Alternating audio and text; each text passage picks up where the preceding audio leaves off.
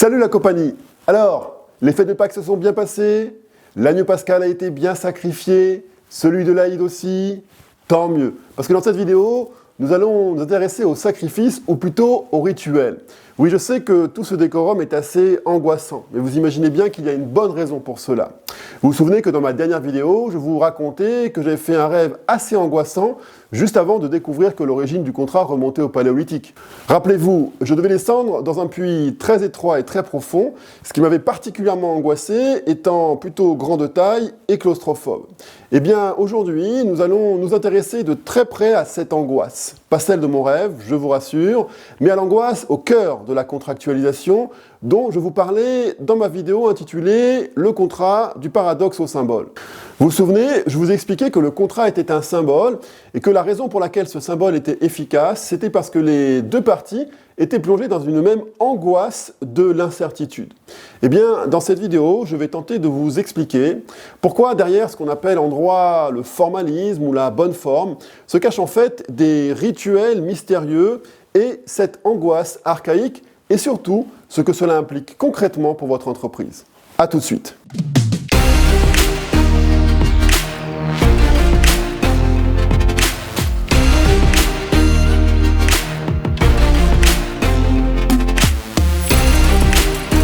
Bonjour, je suis Emmanuel Ifingan et depuis 2014, soit depuis plus de 8 ans maintenant, je développe une solution conçue pour faciliter la coopération entre les entreprises.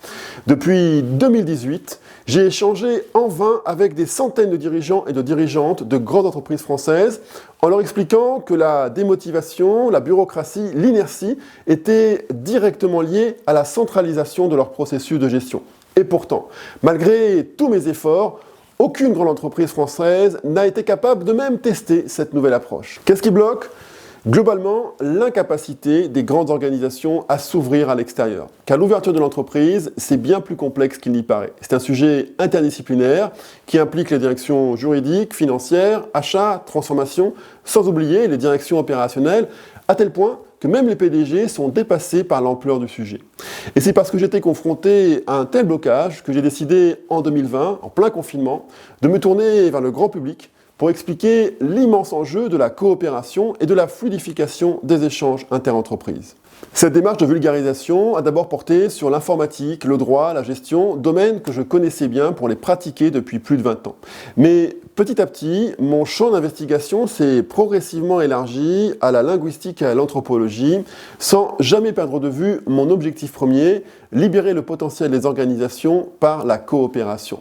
Jusqu'à ce qu'un jour d'automne 2021, je découvre dans un moment de révélation que le langage de la contractualisation et de la coopération plonge en fait ses racines au plus profond de l'histoire de notre espèce, découverte dont vous n'avez pas fini d'entendre parler. Allez, au boulot. Bon, celles et ceux qui ont vu ma vidéo intitulée « Signer les yeux fermés » savent que dans un monde idéal, l'accord des parties devrait normalement suffire à créer le contrat. Ce principe assez simple porte un nom en droit, le consensualisme. Mais dans les faits, l'accord des parties, ce consensus, est rarement suffisant et tous les actes juridiques sont souvent soumis à des règles de forme, tant dans leur contenu que dans les procédures qui les entourent, ce que les juristes connaissent sous le nom de formalisme. Cette obsession juridique pour la bonne forme est historique. Elle remonte à la Rome antique, ce moment dans l'histoire où le droit se sépare de la religion. Et ce passé religieux archaïque a laissé de nombreuses traces dans notre droit moderne, tant dans sa pratique que dans son langage.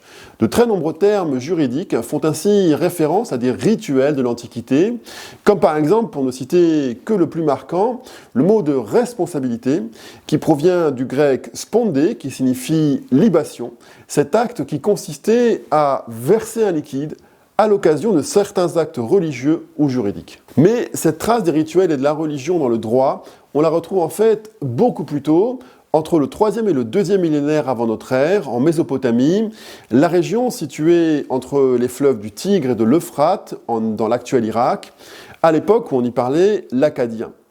2000 ans avant la Rome antique, la Mésopotamie est déjà la région par excellence du contrat et de l'alliance. Le mot Mésopotamie, qui provient du grec, est en effet composé de méso, qui signifie entre, et potamos, qui signifie les fleuves, qui n'est qu'une traduction de l'expression qu'on employait alors en acadien, Berit Nari, entre les fleuves, ou Mat Beriti, le pays du milieu.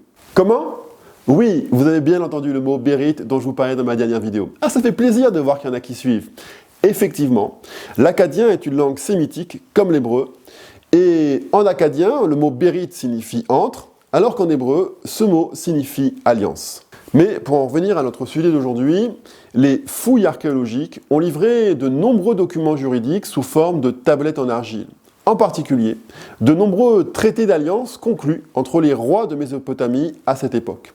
Leur étude a donné lieu à de très nombreux travaux, et je me suis pour ma part inspiré très largement de ceux de Dominique Charpin, le grand spécialiste de la période paléo-babylonienne, en particulier des vidéos de son cours donné au Collège de France et de son ouvrage intitulé « Tuer de mon sang ». Et pour revenir à ces traités d'alliance conclus entre rois de Mésopotamie, ils sont d'une certaine manière les premiers contrats complexes de l'histoire. On les appelle en acadien Nish Ilim, serment par le dieu, et leur forme est très tôt codifiée avec par exemple des clauses types qu'on incluait ou non dans le serment en fonction des objectifs recherchés. Mais surtout, tous ces traités respectaient globalement une structure en 3 parties, en commençant d'abord par l'invocation des dieux, puis la prononciation des serments par chaque partie, pour se terminer par une liste des malédictions qui accableraient la partie qui manquerait à sa parole. On procédait aussi au sacrifice d'un ânon, un petit âne, dont je vous parlais dans ma dernière vidéo, et pour tout dire, l'ambiance générale de ces traités était assez angoissante. Cette intervention des dieux et des châtiments est en fait caractéristique de tous les serments en Mésopotamie, qu'ils soient prononcés dans le cadre de traités d'alliance entre rois, ou plus fréquemment dans le cadre de transactions entre particuliers, qu'elles soient immobilières ou commerciales. Tous ces serments étaient en effet soumis à l'autorité de puissance, à qui il revenait, pour reprendre les mots de Dominique Charpin, de punir l'éventuel parjure.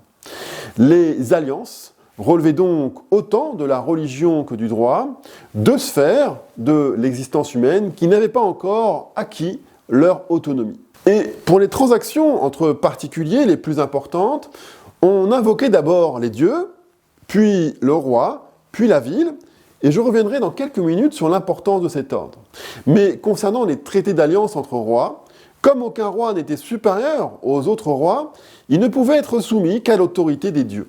Mais une façon plus intéressante de voir les choses consiste à réaliser que les dieux émergent en Mésopotamie justement pour garantir les traités d'alliance entre ces puissants qu'étaient les rois et faciliter la coopération entre eux. Ce rôle de garant des alliances entre puissants va nourrir en retour la puissance des dieux. Et qu'elle concerne les rois ou les dieux, cette puissance reposait d'abord sur l'angoisse qu'elle suscitait chez le commun des mortels. La seule évocation des malédictions divines suffisait en général à susciter cette sensation d'angoisse. Mais elle pouvait être aussi accentuée en mettant en scène des emblèmes divins effrayants ou des symboles vitaux tels que le sang ou le souffle. L'expression en acadien Nish Ilim, serment par le dieu, qu'on utilisait pour désigner ces traités d'alliance, provient en fait du mot Nishum, qui signifie le souffle, et qu'on retrouve en hébreu Nasham ou en arabe Nasama. Cette angoisse pouvait aussi plus rarement être la conséquence d'une réelle mise en danger, comme lors des cérémonies d'Ordalie, au cours desquelles on se soumettait à des épreuves physiques souvent mortelles pour prouver sa bonne foi.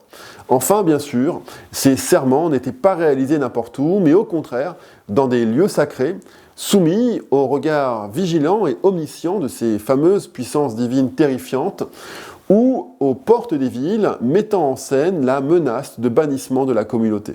Bref, pour reprendre les mots utilisés par Francesca Nebbiolo dans sa thèse sur l'étude comparative des serments mésopotamiens, la terreur engendrée par ce genre de preuves faisait reculer les témoins et surtout les parties du procès livrées au serment qui n'étaient pas tout à fait sûrs de leurs mots ou de leurs propos. Flippant, non?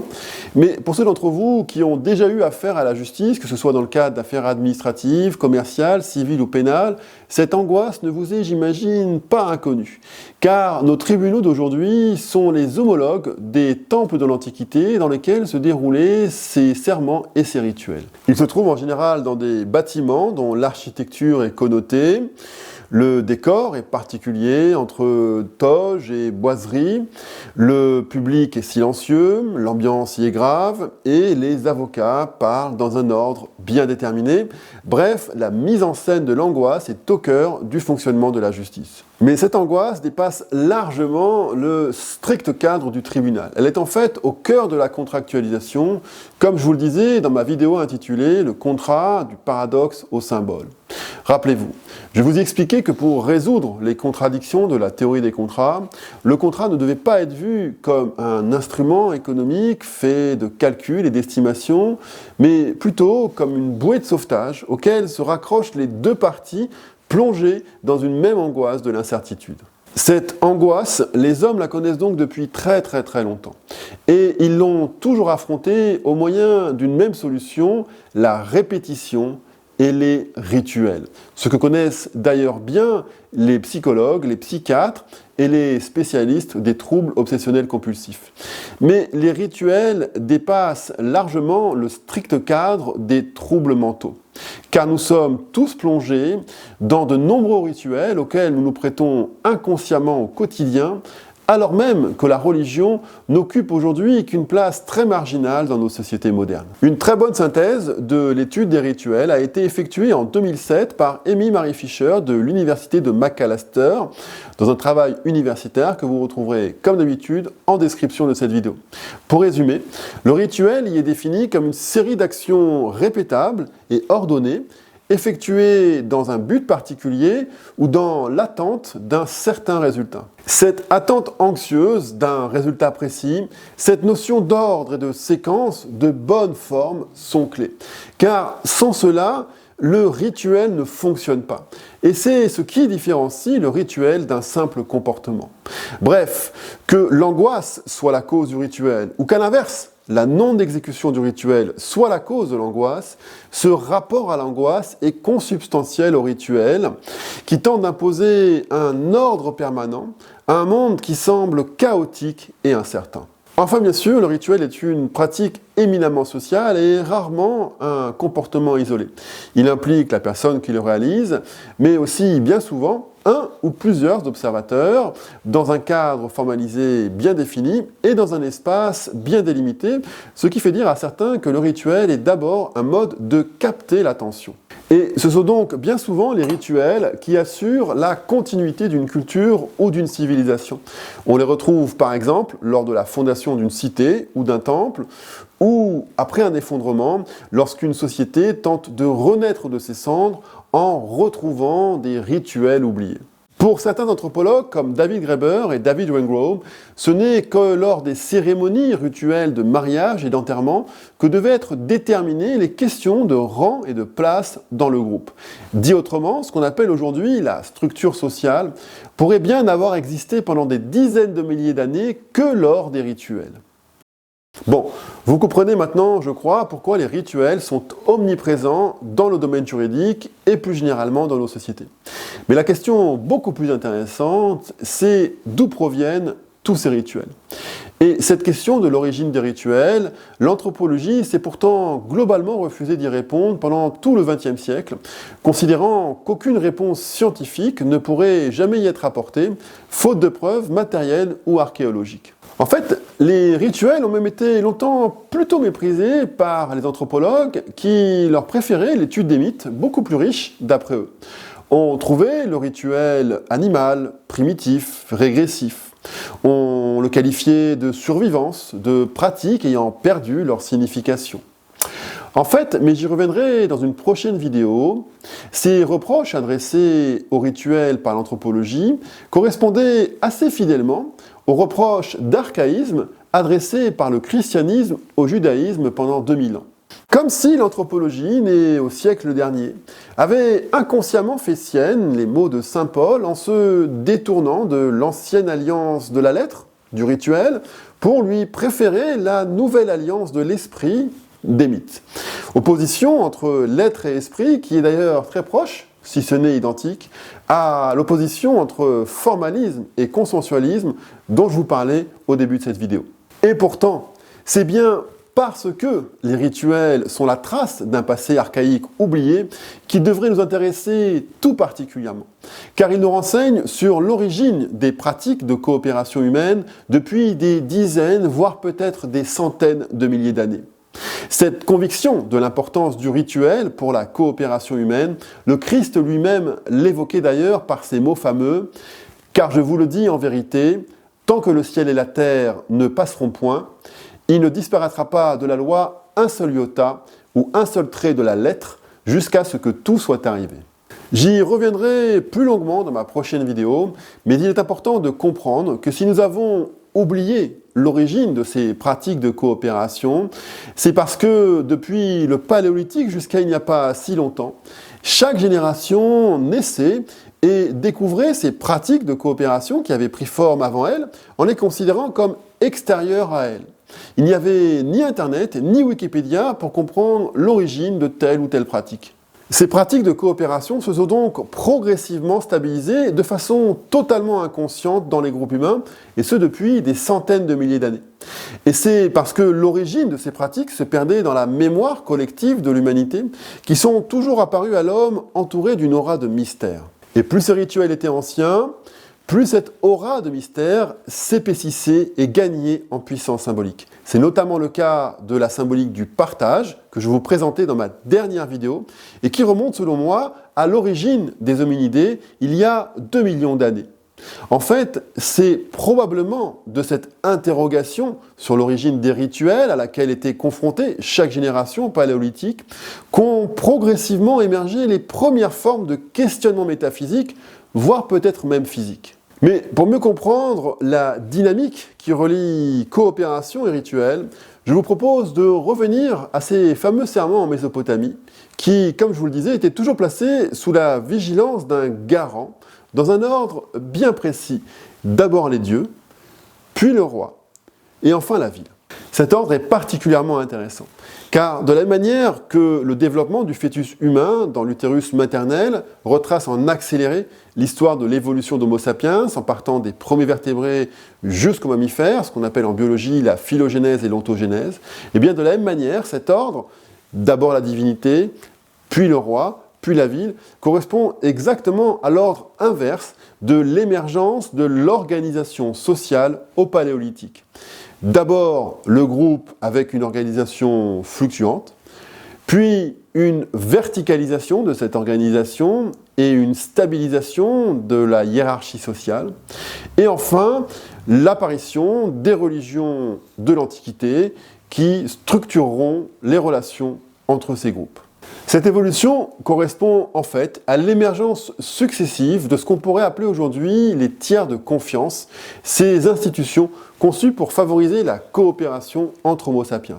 Pour citer Raymond Verdier, l'anthropologue du droit, repris par Francesca Nebbiolo dans sa thèse, les protagonistes du serment se lient l'un à l'autre en se liant l'un et l'autre à une même puissance. Au-dessus des parties, celle-ci assume une position d'interlocuteur entre les partenaires de la relation juratoire. À l'origine, ces tiers de confiance sont les anciens du groupe ou de la tribu.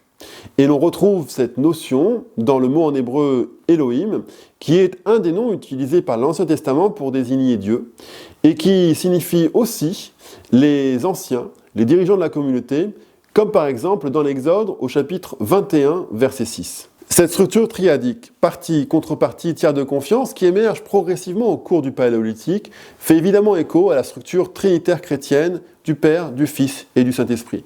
Mais on la retrouve aussi dans le judaïsme, dans la distinction faite entre les obligations de l'homme envers son prochain, de celles de l'homme envers Dieu. Et le terme utilisé pour désigner Dieu dans ce principe est le mot en hébreu makom, qui signifie le lieu où se tenaient les anciens de la communauté, tout comme en Mésopotamie, les villes pouvaient être invoqués pour garantir les serments. Et cette structure triadique explique aussi que les dieux aient très souvent une forme humaine ou quasi-humaine, comme dans la Bible, lorsque Dieu crée l'homme à son image. Par une sorte de mécanisme de projection, les deux premiers termes de cette relation triadique, l'homme et son prochain, projettent leur même nature humaine sur le troisième, ce fameux tiers de confiance, qui émerge pour faciliter leur coopération. De façon analogue, ou plutôt réciproque, les rituels religieux qui matérialisent cette émergence pour soutenir la contractualisation ont eux aussi une nature contractuelle entre l'homme et la divinité cette fois.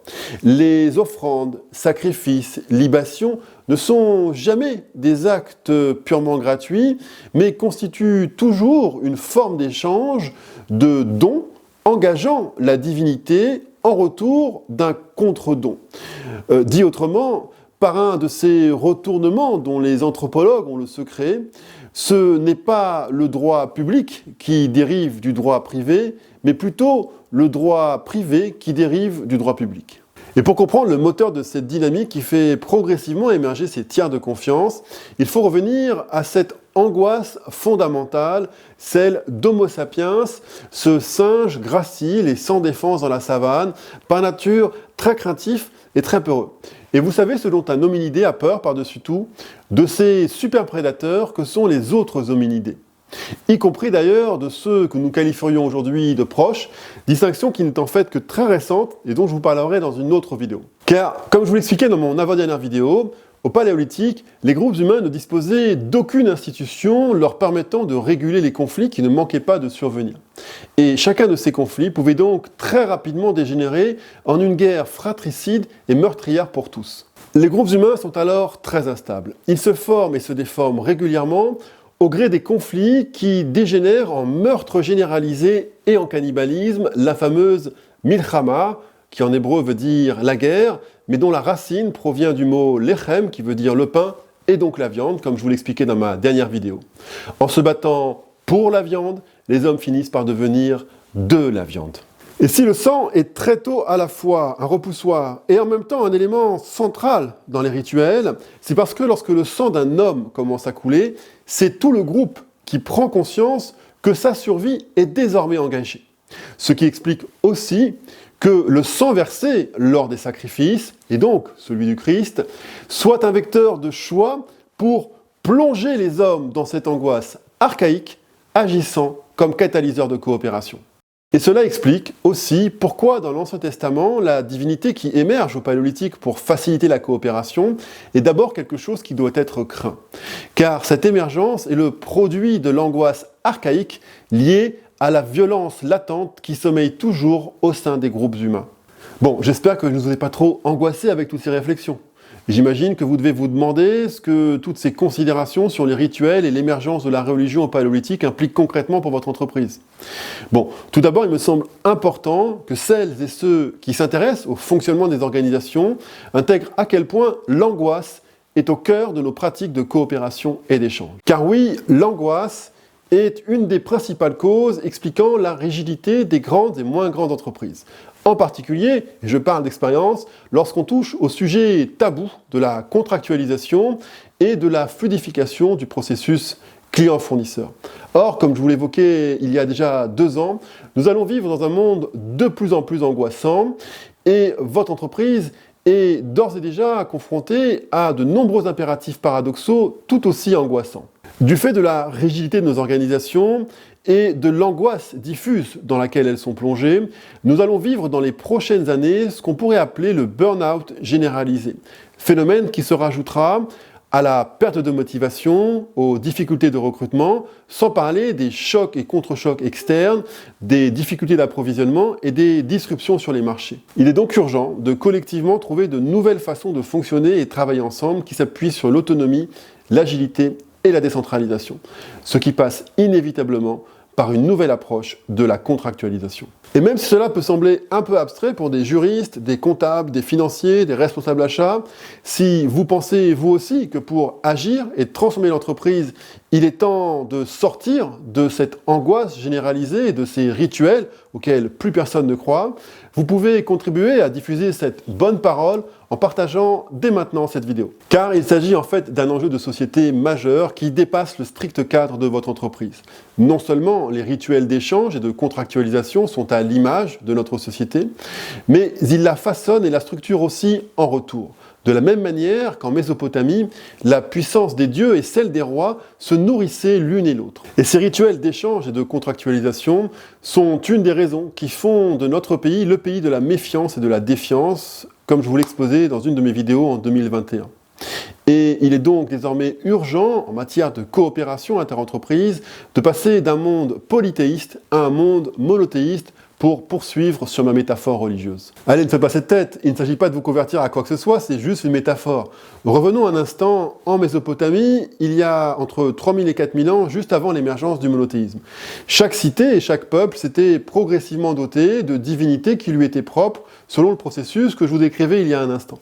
Mais cette fragmentation rendait aussi du même coup la coopération entre ces cités et entre ces peuples de plus en plus difficile. Eh bien, de façon analogue, l'architecture du système de gestion de votre entreprise ne lui permet plus d'échanger en totale fluidité avec la multitude de partenaires, de prestataires et de fournisseurs qui font partie de son écosystème, en particulier des plus petits. Et de la même manière que le monothéisme visait, en instaurant un Dieu unique, à pallier à cette fragmentation au néolithique d'une humanité auparavant unifié au paléolithique, votre entreprise doit désormais adopter un même et unique système de gestion partagé entre clients et fournisseurs, conçu comme un espace de confiance entre les parties et qui soit réellement accessible aux plus petits de vos partenaires. Car oui, comme le dit l'Évangile, toutes les fois que vous avez fait ces choses à l'un de ces plus petits de mes frères, c'est à moi que vous les avez faites. Ça vous fait peur ? C'est bien normal pour une vidéo sur l'angoisse et le rituel. Mais comme je dis toujours, on n'a toujours pas face à l'inconnu, mais on se rend souvent compte petit à petit que ce n'était pas si monstrueux que ça en avait l'air. C'est d'ailleurs parce que ce changement majeur ne peut se faire sans accompagnement que j'ai créé Weova afin d'accompagner chacun de vos collaborateurs et chacun de vos partenaires dans la prise en main de cet espace de confiance. Alors oui, je suis sûr que cette vidéo aura fait écho à des situations et des problématiques que vous rencontrez au quotidien dans votre organisation. Au-delà du plaisir de vous faire partager ce que je considère être une découverte anthropologique majeure, mon principal objectif est d'abord de contribuer à transformer votre entreprise pour la rendre plus rapide, plus agile, plus ouverte. Pour cela, il vous suffit de me contacter sur LinkedIn en cliquant sur le lien ci-dessous afin que nous convenions ensemble d'un créneau de 30 minutes durant lequel j'identifierai avec vous les principaux leviers qui vous permettront d'avancer rapidement et concrètement dans cette voie. Mais n'attendez pas.